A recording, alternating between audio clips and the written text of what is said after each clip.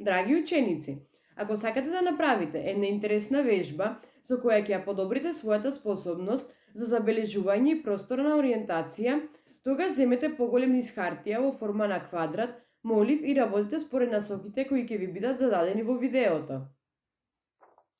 Денес на тест ќе ја ставиме нашата прецизност за визуелна ориентација во просторот или колку можеме да бидеме прецизни при одредување на позиција на предмет во просторот. Па доколку сакате да ја тестирате оваа своја способност, тогаш обезбедете лист хартија во форма на квадрат и боичка, молив, пенкало, фломастер или што и да е, и може да започнеме. Врз листот во форма на квадрат најпрво ќе нацртаме еден цвет. Потрудете се цветот што ќе го нацртате да го позиционирате онака како што ќе го направам тоа јас. Цветот може да биде, да речеме, тука.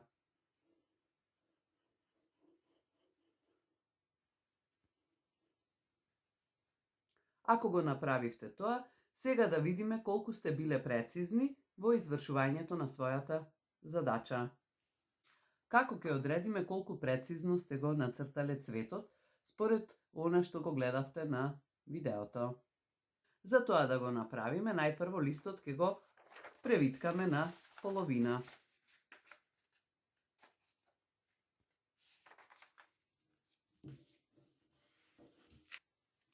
Дали вашиот цвет е на оваа половина од квадратот? Да превиткаме уште еднаш на половина.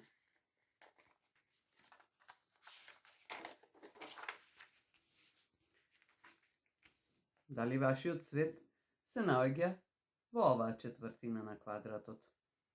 Одредувањето на позицијата на цветот можеме да го направиме уште попрецизно.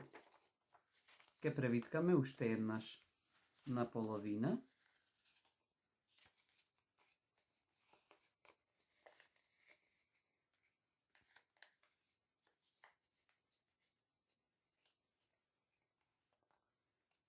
И да видиме каде е позициониран цветот. Ако добро превиткавме, тогаш ќе забележиме дека големиот квадрат го поделивме на 16 мали квадратчиња, односно 4 редови и 4 колони од квадрати. Ако вашиот цвет се наоѓа во третата колона и вториот ред, почнувајќи со броење од долу нагоре, тогаш навистина сте биле прецизни во позиционирањето на вашиот цвет. Но можеме да бидеме уште попрецизни при утврдувањето на позицијата на цветот. Ако листот го превиткавме на 16 квадратчиња, сега секој од квадратчињата ќе го превиткаме на половина. И тоа ќе го направиме и вертикално, и хоризонтално. И да видиме каде е позициониран цветот во оваа шема. Шемата што ја добивме има 8 редови на квадратчиња, распоредени во 8 колони. А сега да ја запишеме позицијата на цветот. За тоа да го направиме, најпрво треба да одредиме од каде ќе започнеме со читање на позицијата.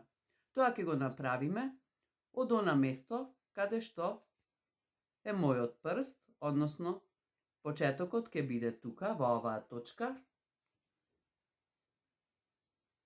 И при тоа, броењето на секоја вертикална линија започнува. Оваа линија ќе биде 1, оваа 2, 3, 4, 5, 6, 7, 8 и така натаму. Додека вертикално броевите ќе одат на истиот начин. Ако ова е почетната точка, тогаш првата хоризонтална линија ќе биде бројот 1, втората ќе биде бројот 2, третата 3, 4, 5, 6, 7, и така натаму. Па според оваа шема, ако го запазиме правилото дека читаме прво хоризонтално, а потоа вертикално, тогаш цветот се наоѓа на позиција 5-3. Односно, еве ја линијата 5, каде се пресретнува со линијата 3. Тоа е оваа точка каде што се наоѓа цветот. Иако вашиот цвет, после превиткувањето и обележувањето на линиите, е точно на оваа позиција, тоаш браво за вас, бидејќи навистина прецизно сте го нацртале цветот врз хартијата. Еве како изгледа шемата која ја превиткувавме, меѓутоа тука линиите се веќе нацртани и за секоја линија е поставен по еден број, така што лесно ќе можеме да се ориентираме доколку се движиме низ шемата. А сега да разгледаме неколку примери за тоа како се одредува позицијата на некои објекти кои се наоѓаат врз шемата. Да го поставиме првиот објект. За да ја одредиме неговата позиција, секогаш најпрво читаме хоризонтално, а потоа вертикално.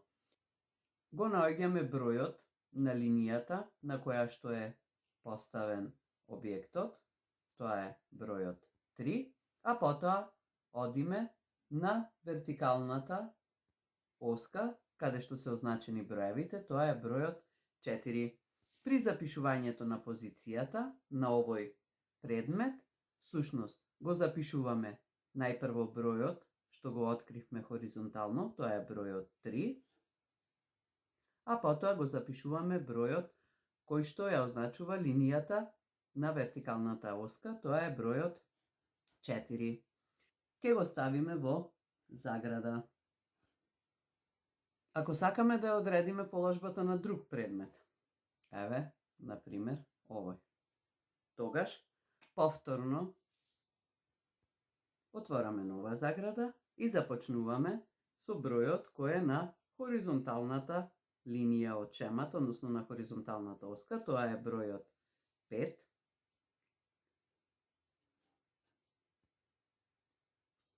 А од вертикалната оска го земаме бројот 2, бидејќи предметот, објектот се наоѓа на линијата која е означена со бројот 2. Освен линиите, често пати може да сретнеме шеми, каде што со броеви се означени празнините. Всушност, објектот ќе биде поставен во празнината меѓу двете линии. Броевите хоризонтално и вертикално ги означуваат колоните и редовите. Овој објект ќе биде поставен во празнината кај бројот 5 и во редот кај бројот 4. Овој објект ќе биде поставен во колоната кај бројот 2 и по вертикалната оска во редот во празнината кај бројот 6. Или можеме да имаме начин на обележување на шемата со броеви и букви. Да видиме како ќе ги означиме предметите на оваа шема. И тука предметите се позиционираат во празнините меѓу линиите, односно, ако сакаме да ја одредиме позицијата на објектот тука, тогаш повторно одиме најпрво хоризонтално. Објектот е во колоната на буквата Г, односно неговата позиција ќе биде Г. И по вертикалната оска тоа е редот на бројот 3. Што значи позицијата на овој објект ќе биде Г3. И да видиме каде се наоѓа овој објект. Тоа е во колоната на буквата Д, односно Д, и во редот на бројот 5, што значи ќе го означиме како D5. И сега останува уште да го позиционираме цветот на оваа шема. И тоа многу лесно ќе го направиме, бидејќи знаеме дека при позиционирањето на објектите во шема од квадратчиња секогаш најпрво започнуваме со читање на броевите кои се поставени хоризонтално, односно нашиот цвет се наоѓа кај бројот 5, а вертикално треба да го однесеме на линијата која е именувана или означена со бројот 3. Тоа ќе биде тука. Новите знаења за позиционирањето на објектите на шема од квадратчиња ќе можете да ги утврдите со решавање на работниот лист кој е поставен на нашата страница. Доколку се присетите на игри кои сте ги играле и ги имате дома, а истите користат шема на позиционирање, тогаш ќе ве замолиме истите да ги сликате и фотографиите да ни ги испратите, за да можеме да ги објавиме и споделиме со вашите другарчиња.